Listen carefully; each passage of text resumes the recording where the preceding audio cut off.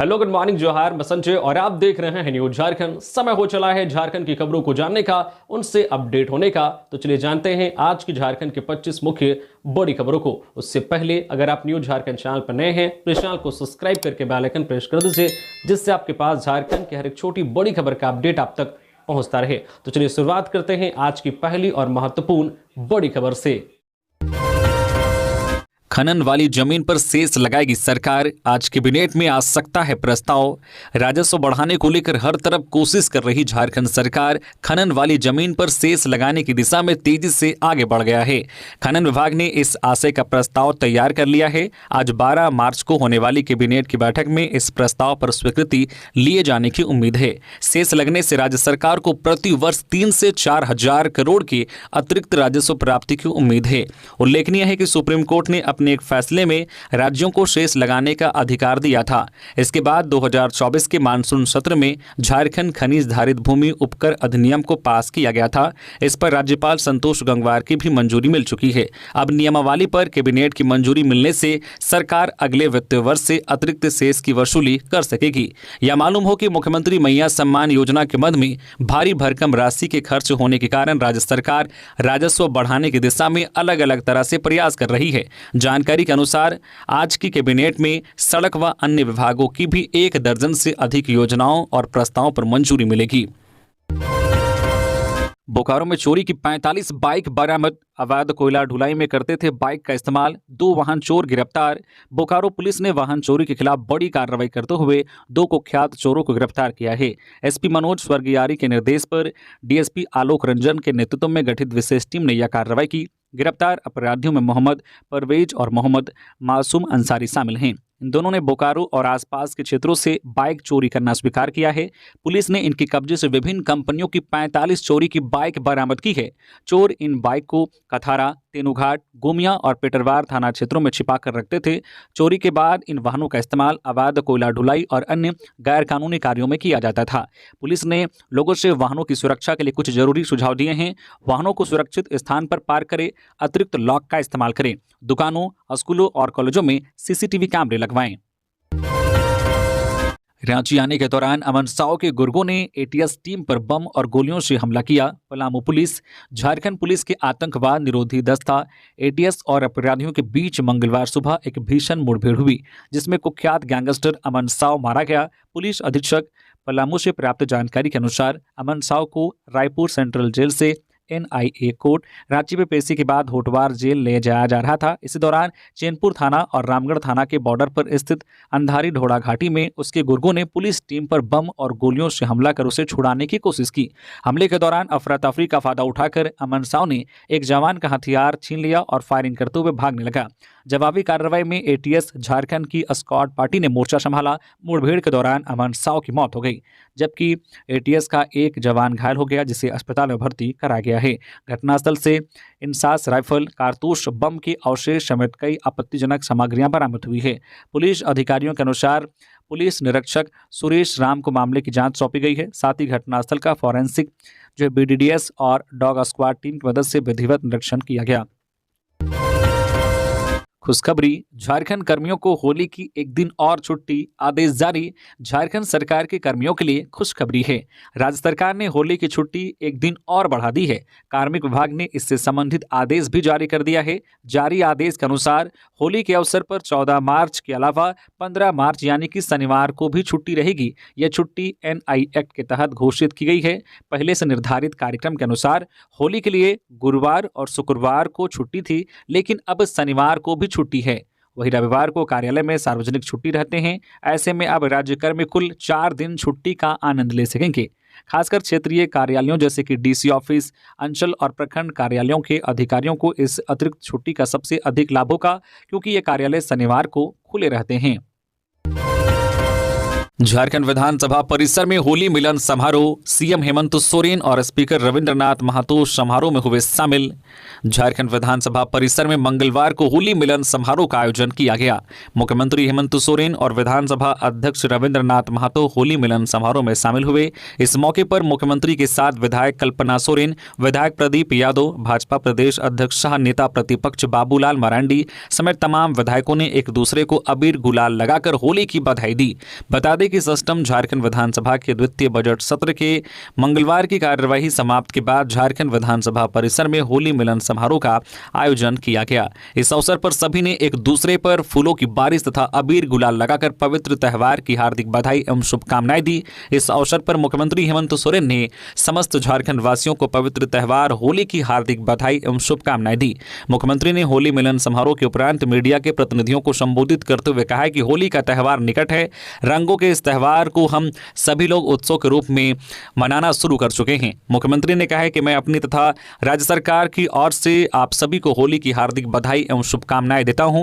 उन्होंने कहा कि मैं आशा एवं उम्मीद करता हूं कि इस होली त्यौहार के रंग बिरंगे रंगों की तरह आपके जीवन में भी सुख, समृद्धि तथा खुशहाली आए। कामना है कि आप सभी लोग स्वस्थ रहें एवं एक सुंदर वातावरण में आपसी प्रेम और सौहार्द के साथ यह त्यौहार मनाएं। 9वीं की परीक्षाएं शुरू, 99% रही उपस्थिति। झारखंड एकेडमिक काउंसिल की ओर से मंगलवार को 9वीं की परीक्षाएं शुरू हुई। 1297 केंद्रों पर आयोजित परीक्षा में पहले दिन 4,77,096 परीक्षार्थियों को शामिल होना था। उपस्थिति 99% रही। मंगलवार को 9वीं के पेपर 1 में हिंदी ए, हिंदी बी और अंग्रेजी की परीक्षा हुई, जबकि दूसरी पाली में पेपर 2 में गणित व विज्ञान की परीक्षा हुई। वहीं आज 12 मार्च को पेपर 3 में सोशल साइंस और अन्य लैंग्वेज विषय की परीक्षा होगी। एनटीपीसी डीजीएम हत्याकांड में पुलिस को सुराग नहीं, डीजीपी ने हजारीबाग में की उच्च स्तरीय बैठक, अधिकारियों को दी सुरक्षा की गारंटी। झारखंड के डीजीपी अनुराग गुप्ता ने मंगलवार को हजारीबाग का दौरा किया। समाहरणालय भवन में गार्ड ऑफ ऑनर के साथ उनका स्वागत किया गया। एसपी कार्यालय में डीजीपी ने पुलिस अधिकारियों और एनटीपीसी के अधिकारियों के साथ एक महत्वपूर्ण बैठक की।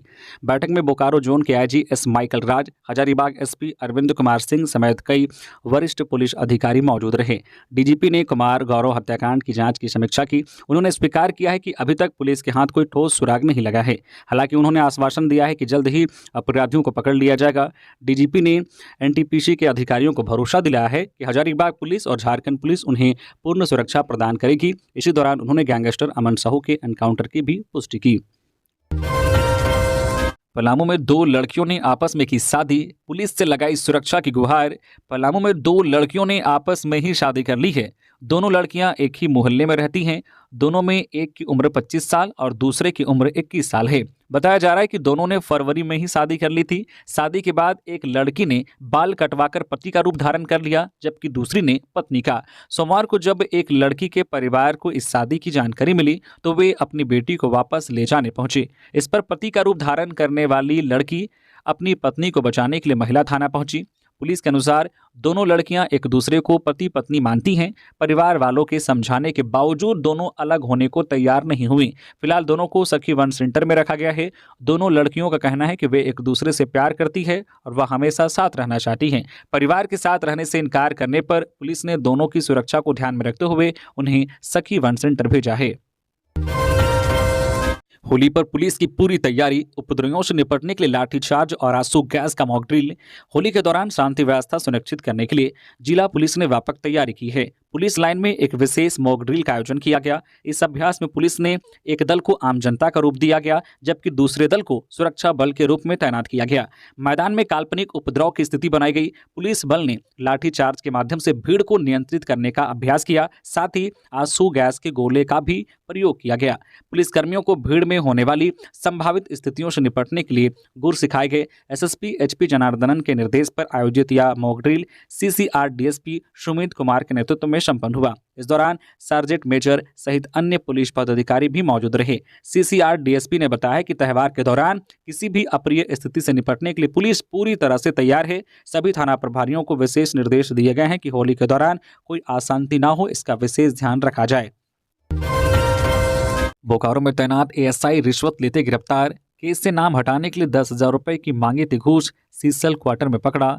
Dhanbad anti corruption bureau ACB की टीम ने मंगलवार को बोकारो के गांधीनगर थाना में तैनात एएसआई अजय प्रसाद को रिश्वत लेते गिरफ्तार कर लिया। एसीबी ने आरोपी को सेंटर कोलफील्ड लिमिटेड सीसल के क्वार्टर से 10,000 रुपये रिश्वत लेते रंगे हाथों पकड़ा। मामला 9 मार्च का है, जब गांधीनगर थाना क्षेत्र के 4 नंबर पेट्रोल पंप के पास कुछ लोगों के बीच पैसों को लेकर विवाद हुआ था। एएसआई अजय प्रसाद ने शिकायतकर्ता को फोन कर थाना बुलाया और उसे मारपीट के केस में अभियुक्त बताया। एएसआई ने शिकायतकर्ता को छात्र बताते हुए केस से नाम हटाने के लिए 10,000 रुपये की मांग की। रिश्वत नहीं देने पर चरित्र पर दाग लगाने की धमकी भी दी। शिकायतकर्ता ने इसकी कंप्लेन एसीबी से की। एसीबी ने आवेदन की जांच में तथ्य सही पाए जाने के बाद कार्रवाई की। धनबाद में आपसी रंजिश में 2 गुटों में झड़प, 15 से 20 लोगों ने किया 2 लोगों पर हमला, एक आरोपी हिरासत में। धनबाद के भिस्तीपाड़ा में मंगलवार को देर शाम एक पक्ष से 15 से 20 की संख्या में आए लोगों ने दूसरे पक्ष पर हमला कर दिया। इस हमले में स्थानीय कोकाहाड़ी और एक अन्य बुरी तरह से घायल हो गए। सूचना पाकर धनबाद थाना प्रभारी दलबल के साथ पहुंची और मौके से एक युवक को हिरासत में लेकर थाना ले गए। पुलिस हिरासत में लिए गए युवक से पूछताछ कर रही है। मारपीट की इस घटना की वजह आपसी रंजिश बताई जा रही है। भिस्तीपाड़ा धर्मपुर हिल कॉलोनी हनुमान मंदिर कमेटी के अध्यक्ष धर्मेंद्र यादव ने बताया कि प्रत्येक मंगलवार को मंदिर में पूजा अर्चना का कार्यक्रम होता है। मंगलवार को भी पूजन कार्यक्रम के साथ होली मिलन समारोह का आयोजन किया गया था। कार्यक्रम के दौरान ही हरवे हथियार लाठी डंडे से लैस होकर 15 से 20 की संख्या में आए लोग अचानक से कोकाहाड़ी और एक अन्य पर जानलेवा हमला कर बुरी तरह से घायल कर दिया। मंदिर कमेटी के लोग बीच बचाव भी करने का प्रयास किया, पर हमलावर किसी को सुनने को तैयार नहीं थे। मारपीट कर सभी भाग निकले। इसके बाद पुलिस को सूचना दी गई। अतिक्रमण के विरोध में मरांगबुरु पारसनाथ पर्वत पर होगा आदिवासी प्रतिवाद मार्च, उलगुलान की तैयारी। मरांगबुरु पारसनाथ पर्वत मधुबन गिरिडीह में जैन समुदाय के द्वारा अतिक्रमण के विरोध में विशाल प्रतिवाद मार्च जन आक्रोश रैली आज 12 मार्च को होगी। आयोजन में विभिन्न आदिवासी जन संगठनों के लोग हिस्सा लेंगे। कहा गया है कि वन भूमि कानून और सीएनटी एक्ट का उल्लंघन करते हुए जैन समुदाय के लोगों ने पर्वत पर कब्जा करने की नीयत से 50 से भी अधिक मंदिर मठ का निर्माण किया है। केंद्र सरकार और झारखंड सरकार को गुमराह कर पूरे पर्वत पर अपना दावा ठोक दिया है। मरांगबुरु पारसनाथ पर्वत को संथाल आदिवासी ईश्वर के रूप में मरांगबुरु के नाम पर पूजा करते हैं। पहाड़ पर युग जाहिर थान, सरना और दिशोम मांझी थान अवस्थित है, जहां पर नित्य पूजा पाठ होती है। क्या कि पारसनाथ पर्वत का प्राचीन नाम मरांगबुरु ही है। पारसनाथ पर्वत पर आदिवासियों को प्रथागत अधिकार प्राप्त है। जैन समुदाय के लोगों के द्वारा झारखंड हाईकोर्ट में एक जनहित याचिका दायर की गई है, जिसमें मांस मदिरा पर रोक लगाने की मांग है। यह दरअसल आदिवासियों की बलि प्रथा और प्रथागत अधिकार पर रोक लगाने की साजिश है। जैन समुदाय के अतिक्रमण और न्यायालय के माध्यम की बलि प्रथा पर रोक लगाने की साजिश के कारण आदिवासी समाज में काफी आक्रोश है। अपनी धार्मिक स्थल मरांगबुरु को बचाने और अपनी प्रथागत अधिकार को बरकरार रखने के लिए कटिबद्ध है। इसके लिए आंदोलन बड़ी हुल उलगुलान की तैयारी चल रही है। इसका शंखनाद आज 12 मार्च को मधुबन पारसनाथ पर्वत मरांगबुरु में होगा। गैंगस्टर अमन साहू के भाई आकाश ने मांगी औपबंधिक जमानत। गैंगस्टर अमन साहू के अंतिम संस्कार और अन्य क्रियाक्रम में शामिल होने के लिए उसके छोटे भाई आकाश साहू ने रांची सिविल कोर्ट से औपबंधिक जमानत मांगी है। उसने एनआईए के विशेष कोर्ट में याचिका दाखिल कर 13 दिनों की औपबंधिक जमानत मांगी है। आकाश साहू फिलहाल होटवार जेल में बंद है। उसकी याचिका पर फिलहाल सुनवाई नहीं हुई है। लातेहार में जंगली भालू के हमले से मजदूर घायल। छत्रपति मुंडा रोज की तरह मंगलवार को भी मजदूरी करने निकला था, लेकिन रास्ते में ही एक जंगली भालू ने उस पर हमला कर दिया। इसमें वह घायल हो गया।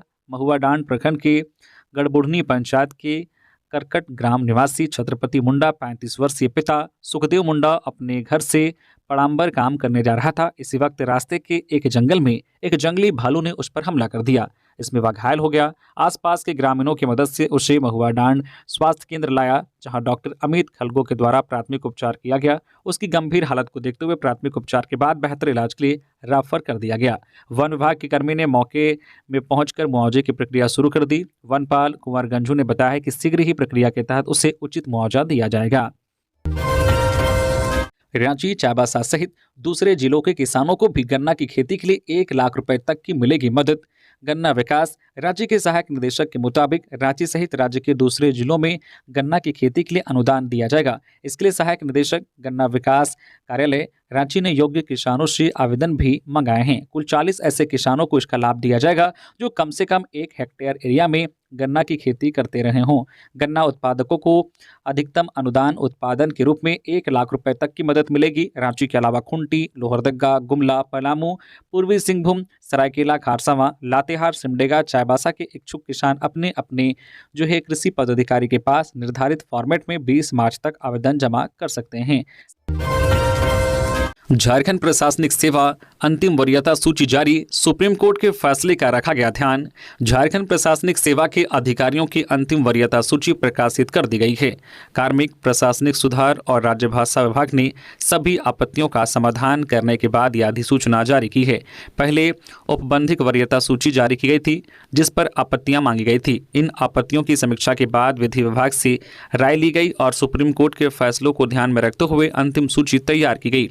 महत्वपूर्ण निर्णय के अनुसार नियुक्ति बिहार प्रशासनिक सेवा सीमित प्रतियोगिता परीक्षा द्वारा नियुक्ति नियमावली 1991 के तहत हुई है, जिसमें पदोन्नति के आधार पर आरक्षण का कोई प्रावधान नहीं है। नियुक्ति सीमित प्रतियोगिता परीक्षा के माध्यम से हुई जिसमें एसटी, एससी, पिछड़ा वर्ग 1 और पिछड़ा वर्ग 2 को आरक्षण का लाभ दिया गया।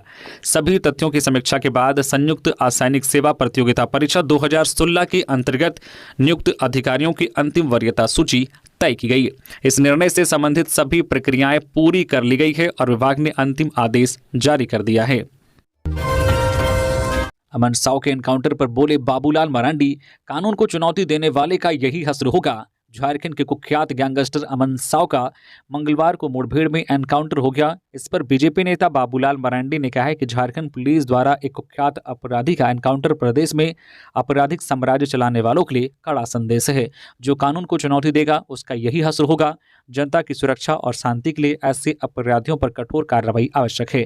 पुलिस प्रशासन को इसी दृढ़ता से अपनी कार्रवाई जारी रखनी चाहिए। होली पर घर वापसी का सिलसिला शुरू। मुंबई दिल्ली से आने वाली ट्रेनों में उमड़ी भीड़। कोडरमा स्टेशन पर यात्रियों की बढ़ी संख्या। झारखंड बिहार के प्रमुख त्योहारों में से एक होली में बस 2 दिन शेष रह गए हैं। ऐसे में दूसरे राज्यों में रहने वाले लोग अपने घर पहुंचने लगे हैं। इसकी वजह से कोडरमा रेलवे स्टेशन पर यात्रियों की भीड़ अचानक से बढ़ गई है।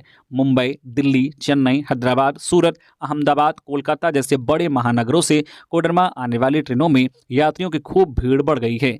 कोडरमा स्टेशन पर लगभग सभी ट्रेनों में काफ़ी संख्या में यात्रियों की भीड़ देखी जा रही है। कोडरमा आने वाले यात्रियों में सबसे ज़्यादा भीड़ मुंबई हावड़ा मेल व नई दिल्ली पुरी पुरुषोत्तम एक्सप्रेस में देखने को मिल रही है। इसमें खासकर मुंबई और दिल्ली में रहने वाले लोग अपने घर वापस लौट रहे हैं। कोडरमा रेलवे स्टेशन पर कोडरमा के अलावे हजारीबाग, चतरा, गिरिडीह और बिहार के नालंदा जिले के भी लोग जो है ट्रेनों से उतर रहे हैं। इसके बाद यहीं से दूसरी ट्रेन या बस से आगे का सफर तय कर रहे हैं।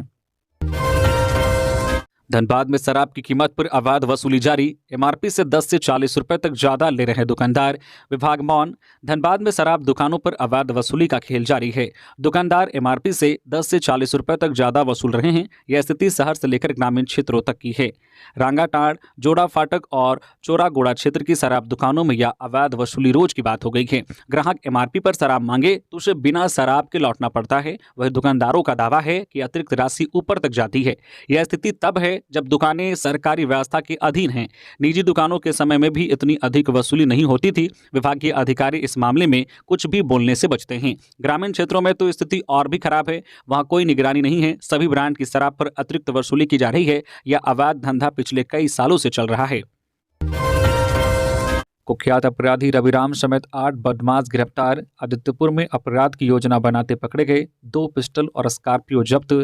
आदित्यपुर पुलिस ने एक बड़ी कार्रवाई में कुख्यात अपराधी रविराम उर्फ छोटू राम और उसके 7 साथियों को गिरफ्तार किया है। पुलिस को गुप्त सूचना मिली थी कि ट्रिपल टेस्ट केस का आरोपी छोटू राम जमानत पर बाहर आने के बाद फिर से अपराध की योजना बना रहा है। एसपी मुकेश कुमार लुनायत ने मंगलवार को बताया कि आरोपी जो है धीराजगंज इलाके में वारदात की तैयारी कर रहे थे। थाना प्रभारी राजीव कुमार सिंह के नेतृत्व में गठित विशेष टीम ने कार्रवाई की। पुलिस ने गोलू गुप्ता, छोटू राम, सुमित गोप, अंगद प्रमाणिक, रोहित महतो, सूरज महतो, अनीश कुमार शर्मा और राजू कुमार वर्मा को गिरफ्तार किया है। आरोपियों के पास से 2 पिस्टल, एक देसी कट्टा और 3 जिंदा कारतूस बरामद हुए हैं। इसके अलावा एक स्कॉर्पियो, एक बुलेट बाइक और 7 मोबाइल फोन भी जब्त किए गए हैं। अमन साव के एनकाउंटर पर पूर्व मुख्यमंत्री चंपई सोरेन ने उठाया सवाल। बोले, अगर पूछताछ होती तो बड़ा खुलासा हो सकता था। मंगलवार को कुख्यात गैंगस्टर अमन साव का एनकाउंटर हो गया। सत्ता पक्ष और विपक्ष के कई नेता इस फैसले को सही बता रहे हैं, लेकिन राज्य के पूर्व मुख्यमंत्री चंपई सोरेन ने सवाल खड़ा किया है। उन्होंने कहा है कि डीजीपी पहले ही स्वीकार कर चुके हैं कि जेल से सब कुछ संचालित हो रहा है, तो फिर कार्रवाई क्यों नहीं हुई? आप अमन साव को सुरक्षित करके ला रहे थे, कस्टडी में ला रहे थे, तो फिर एनकाउंटर की बात कहां से आ गई? एनकाउंटर किया है तो कोई राज खुलने वाला था, इसलिए इस तरह से एनकाउंटर हुआ है। सीबीआई से मामले की जांच होनी चाहिए। उन्होंने कहा है कि आप अमन साव को सुरक्षा में ला रहे थे, आप उसे पकड़ने नहीं गए थे। जब कोई क्राइम करके दौड़ के जाता है और तब उसको मारा जाता है तो उसे एनकाउंटर कह सकते हैं। जब सारी सुरक्षा के बीच लाया जा रहा था तब एनकाउंटर हुआ है तो यह जांच का विषय है। हालांकि अमन साव के एनकाउंटर को बीजेपी नेता बाबूलाल मरांडी ने सही बताया है। पलामू के होशंगाबाद अनुमंडल के सरकारी अस्पतालों में ओपीडी सेवा ठप। धरने पर बैठे चिकित्सक और स्वास्थ्यकर्मी जानी वजह। चिकित्सक और स्वास्थ्य कर्मियों के साथ दुर्व्यवहार के विरोध में मंगलवार को होशंगाबाद अनुमंडल के सभी सरकारी अस्पतालों में ओपीडी सेवा ठप रही। इस दौरान स्वास्थ्य कर्मियों ने धरना प्रदर्शन कर विरोध जताया और दोषी लोगों पर कार्रवाई की मांग की। हालांकि इस दौरान आपातकालीन सेवा जारी रही। स्वास्थ्य कर्मियों और चिकित्सकों से दुर्व्यवहार के विरोध में अनुमंडलीय अस्पताल होशंगाबाद, प्राथमिक स्वास्थ्य केंद्र हैदरनगर, बुलंद बिगहा, आधोरा, बेगमपुरा, मंजूराहा के साथ साथ सभी 25 स्वास्थ्य उप केंद्रों में ओपीडी सेवा ठप रही। चिकित्सक और चिकित्सा कर्मियों ने अनुमंडलीय अस्पताल होशंगाबाद एवं प्राथमिक स्वास्थ्य केंद्र हैदरनगर परिसर में धरना दिया। इस दौरान स्वास्थ्य कर्मियों ने सरकार से चिकित्सकों और स्वास्थ्य कर्मियों को सुरक्षा प्रदान करने और दोषी लोगों के खिलाफ सख्त कार्रवाई की मांग की। कोयला खनन से विस्थापन और प्रदूषण का मुद्दा। धनबाद में ट्रेड यूनियन का प्रदर्शन। 60 लाख लोगों के विस्थापन का मामला उठाया। धनबाद के रणधीर वर्मा चौक पर centre of Indian trade union ने विस्थापन और प्रदूषण के खिलाफ धरना दिया। यूनियन के अध्यक्ष आनंदमय पाल ने बताया है कि झारखंड में कोयला खनन से विस्थापन और प्रदूषण की समस्या लगातार बढ़ रही है। आनंदमय पाल के अनुसार झारखंड के गठन तक करीब 15 लाख परिवारों का विस्थापन हुआ। इससे लगभग 60 लाख लोग प्रभावित हुए। विस्थापितों में ज्यादातर आदिवासी और पिछड़े वर्ग के लोग हैं। इन्हें भूमि अधिग्रहण का उचित मुआवजा और पुनर्वास नहीं मिला। सिंदरी, कतरास, निरसा, मैथन और झरिया में लोग विस्थापन की समस्या झेल रहे हैं। कोयला परिवहन से होने वाले प्रदूषण ने स्थिति और बिगाड़ दी है। कोयले के धूल से लोग श्वास रोग और टीबी से पीड़ित हो रहे हैं। स्थानीय पर्यावरण भी प्रभावित हो रहा है। प्रदर्शनकारियों ने सरकार से तत्काल हस्तक्षेप की मांग की है। उन्होंने चेतावनी दी है कि मांगे नहीं मानी गई तो आने वाले दिनों में बड़े प्रदर्शन किए जाएंगे। सिगरेट मांगने को लेकर विवाद में गढ़वा में फायरिंग। अवैध हथियार के साथ 3 आरोपी गिरफ्तार। गढ़वा जिले के कांडी थाना क्षेत्र में सिगरेट मांगने को लेकर हुए विवाद में सोमवार को फायरिंग की घटना हुई थी। मामले में पुलिस ने त्वरित कार्रवाई करते हुए 3 आरोपियों को गिरफ्तार कर लिया है। पुलिस ने आरोपियों के पास से लूटा गया मोबाइल फोन, पिस्टल, 4 जिंदा कारतूस और 1 खोखा बरामद किया है। इसकी पुष्टि गढ़वा एसपी दीपक कुमार पांडे ने की है। एसपी ने बताया कि सोमवार की शाम करीब 4:45 पर कांडी थाना क्षेत्र के सोड़ीपुर गांव स्थित लालो देवी के राशन दुकान पर पांसा गांव निवासी संदीप चंद्रवंशी, अधीरा गांव निवासी अमन विश्वकर्मा और मंटू विश्वकर्मा उर्फ नंदलाल विश्वकर्मा सिगरेट खरीदने के लिए पहुंचे थे। पैसे को लेकर विवाद बढ़ने पर दुकान संचालक ने उन्हें वहां से भगा दिया। इससे नाराज होकर तीनों आरोपी पुनः लौटे और दुकान के सामने हंगामा करने लगे। उन्होंने लालो देवी की बेटी रंजू देवी का मोबाइल लूट लिया। इस दौरान संदीप चंद्रवंशी ने 7.65 mm पिस्टल से लालू देवी पर गोली चला दी, लेकिन गोली दीवार पर जा लगी और किसी को नुकसान नहीं हुआ। इधर पुलिस की जांच में पता चला है कि घटना के कुछ समय पहले आरोपी कोयल नदी किनारे शराब पी रहे थे। इस दौरान सिगरेट पीने की इच्छा होने पर दुकान पर गए, जहां विवाद हुआ। मामले में तीनों आरोपी को गिरफ्तार कर लिया गया है। साथ ही पुलिस ने गिरफ्तार आरोपियों के पास से लूटा गया मोबाइल, 7.65 mm पिस्टल, 4 जिंदा कारतूस और जो फायर किया गया खोखा बरामद किया है। पुलिस मामले में आगे की कानूनी कार्रवाई में जुटी हुई है। अमन साव करता था मोबाइल रिपेयरिंग, घर छोड़कर बना गैंगस्टर, 150 से ज्यादा वारदातों में नाम, रांची से मलेशिया तक कनेक्शन। झारखंड पुलिस के लिए गले की हड्डी बना गैंगस्टर अमन साव मारा गया है। छत्तीसगढ़ के रायपुर जेल से झारखंड लाते वक्त पलामू के अनहारी ढोड़ा घाटी में मुठभेड़ में मारा गया। पुलिस इसे अपराध के एक चैप्टर के खात्मे के रूप में देख रही है। झारखंड सहित बिहार, छत्तीसगढ़ और ओडिशा में आतंक का पर्याय बना अमन साव महज 18 साल की उम्र में अपराध की दुनिया में कदम रखा। 2 भाई, एक बहन और माता पिता वाले परिवार का अमन घर में सबसे छोटा बेटा था। पुलिस की ओर से कोर्ट में दी गई एक रिपोर्ट के मुताबिक अमन ने डिप्लोमा इंजीनियरिंग की पढ़ाई की है। मंगलवार को जिस दिन उसका एनकाउंटर हुआ है उस दिन तक उसके सिर 150 से अधिक मामले दर्ज हैं। होली पर अश्लीलता रोकने की मांग को लेकर मंच ने एसएसपी को सौंपा पत्र। राष्ट्रीय धर्म रक्षा मंच के संयोजक अमृतेश पाठक के नेतृत्व में एक प्रतिनिधिमंडल ने मंगलवार को रांची के एसएसपी से मिलकर पत्र सौंपा। पत्र में होली के दौरान अश्लील गाना बजाने, शराब पीकर तेज रफ्तार वाहन चलाने व हुड़दंग मचाने जैसी घटनाओं पर रोक लगाने की मांग की गई। अमृतेश पाठक ने कहा है कि होली प्रेम और उल्लास का पर्व है। अश्लीलता व नशे के कारण इसका महत्व प्रभावित हो रहा है। उन्होंने बिहार सरकार द्वारा अश्लील गानों पर रोक लगाने के आदेश का हवाला देते हुए रांची पुलिस प्रशासन से भी इस दिशा में कठोर कार्रवाई की मांग की। मंच के सदस्यों ने अश्लील हरकतों से महिलाओं व बच्चों पर पड़ने वाले नकारात्मक प्रभाव का जिक्र करते हुए होली के दौरान ऐसे लोगों के साथ सख्ती से बरतने का एसएसपी से अनुरोध किया। प्रतिनिधिमंडल में प्रकाश सिंह, रेणुका तिवारी, पूजा चौहान, लक्ष्मी उरांव व किशोर महापात्रा शामिल थे। सरकार अब व्यावसायिक उपयोग होने वाली जमीनों पर अतिरिक्त टैक्स लेगी, दीपक बिरवा। भू राजस्व मंत्री दीपक बिरवा ने कहा है कि जिस जमीन का व्यावसायिक उपयोग हो रहा है उस पर सरकार अतिरिक्त टैक्स लेगी। दीपक बिरवा मंगलवार को सदन में भू राजस्व विभाग की अनुदान मांगों पर हुई चर्चा का जवाब दे रहे थे। उन्होंने कहा है कि पेशा कानून को जल्द लागू किया जाएगा। नियमावली बनाने की प्रक्रिया अंतिम चरण में है। उन्होंने कहा है कि किसी परियोजना के लिए ली गई जमीन का 5 वर्ष तक उपयोग नहीं होने पर भूमि बैंक में डालने की व्यवस्था को बदला जाएगा। मंत्री ने स्वीकार किया है कि जमीन संबंधित विवादों के कारण विधि व्यवस्था की भी समस्या उत्पन्न हो रही है। सरकार का इस पर ध्यान है। सरकार भूमि संबंधित समस्याओं को दूर करने में लगी है। परिवहन मंत्री दीपक बिरवा ने सदन को बताया है कि झारखंड के सीमावर्ती इलाकों में 13 चेक पोस्ट बनाए जाएंगे। इससे राज्य सरकार को प्रतिवर्ष 1000 करोड़ का राजस्व प्राप्त होगा। 81 लाख रुपए से होगा बिरसा नगर सामुदायिक स्वास्थ्य केंद्र का विस्तार। विधायक पूर्णिमा साहू ने मंत्रालय का जताया आभार।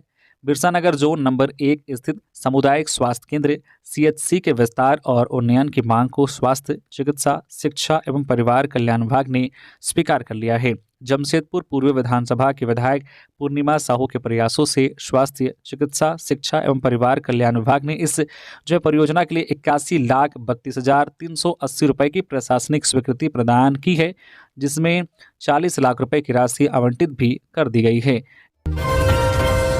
सुमो चोर गिरोह के 2 सदस्य गिरफ्तार। जमशेदपुर में चोरी की गाड़ी तिलंगी तालाब के पास से बरामद, 1 आरोपी फरार। जमशेदपुर के सुंदरनगर पुलिस ने सुमो चोर गिरोह के 2 सदस्यों को गिरफ्तार किया है। पकड़े गए आरोपियों में सरायकेला खारसावा के शौकत अली और आजाद नगर के मोहम्मद अकबर उर्फ छोटू शामिल हैं। ग्रामीण एसपी ऋषभ गर्ग ने बताया है कि सुंदरनगर थाना प्रभारी के नेतृत्व में विशेष टीम का गठन किया गया था। पूछताछ के दौरान दोनों आरोपियों ने चोरी की घटना को अंजाम देना स्वीकार किया। आरोपियों ने एक अन्य साथी रियाज खान का नाम भी बताया, जो अभी फरार है। रियाज ने चोरी की सुमो को कपाली के गौशनगर में तिलंगी तालाब के किनारे झाड़ियों में छिपा कर रखा था। आरोपियों की योजना मौका मिलने पर गाड़ी को बेचकर पैसे आपस में बांट लेने की थी। नेपाल के विदेश मंत्री पहुंची देवघर, बाबा बैद्यनाथ का श्रृंगार दर्शन किया। आज करेंगी पूजा अर्चना।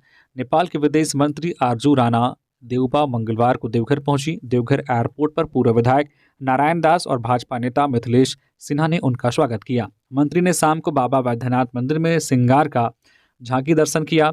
बुधवार को वे आज बाबा बैद्यनाथ की पूजा अर्चना करेंगी। वर्तमान में भारत यात्रा पर आई नेपाल विदेश मंत्री 17 से 19 मार्च तक नई दिल्ली में रायसीना डायलॉग में हिस्सा लेंगी। बाबा बैद्यनाथ की पूजा अर्चना के बाद वे देवघर एयरपोर्ट से दिल्ली रवाना होंगी। इस यात्रा के दौरान वे अपनी स्वास्थ्य जांच भी करवाएंगी। अमन साहू एनकाउंटर, पूर्व मंत्री योगेंद्र साव ने डीजीपी को दी बधाई, कहा एक्शन मोड में है पुलिस।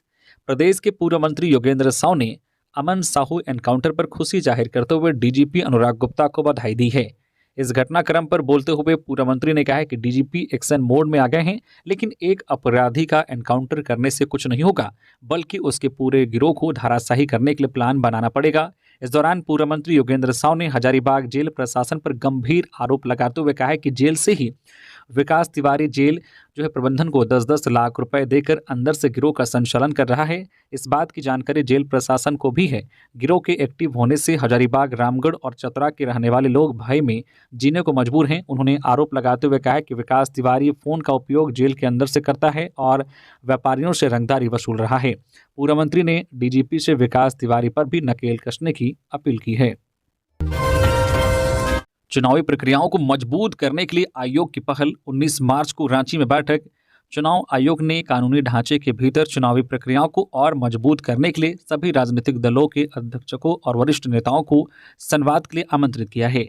इसी क्रम में रांची जिला निर्वाचन पदाधिकारी सह उपायुक्त मंजूनाथ भजंत्री ने 19 मार्च बुधवार को शाम 4 बजे से रांची समाहरणालय के ब्लॉक ए की कक्षा संख्या 207 में मान्यता प्राप्त राजनीतिक दलों के प्रतिनिधियों के साथ बैठक बुलाने की घोषणा की है। भारत निर्वाचन आयोग (ECI) ने सभी राष्ट्रीय और राज्य स्तर के राजनीतिक दलों से 30 अप्रैल 2025 तक ERO, DEO या CEO स्तर पर अनसुलझे मुद्दों पर अपने सुझाव देने को कहा है। आयोग ने राजनीतिक दलों को पत्र लिखकर चुनावी प्रक्रियाओं को और पारदर्शी बनाने के लिए पार्टी अध्यक्षों और वरिष्ठ नेताओं के साथ बैठक की योजना बनाई है। तो ये थी झारखंड की टॉप बड़ी खबरें। इसी तरह से झारखंड की हर एक छोटी बड़ी खबर देखने के लिए प्लीज न्यूज़ झारखंड चैनल को सब्सक्राइब करके बेल आइकन प्रेस कर दीजिए, जिससे आपके पास झारखंड की हर एक छोटी बड़ी खबर का अपडेट आप तक पहुंचता रहे। तो अभी के लिए बस इतना ही, हमें दीजिए इजाजत, फिर मिलते हैं नेक्स्ट खबरों के साथ। धन्यवाद।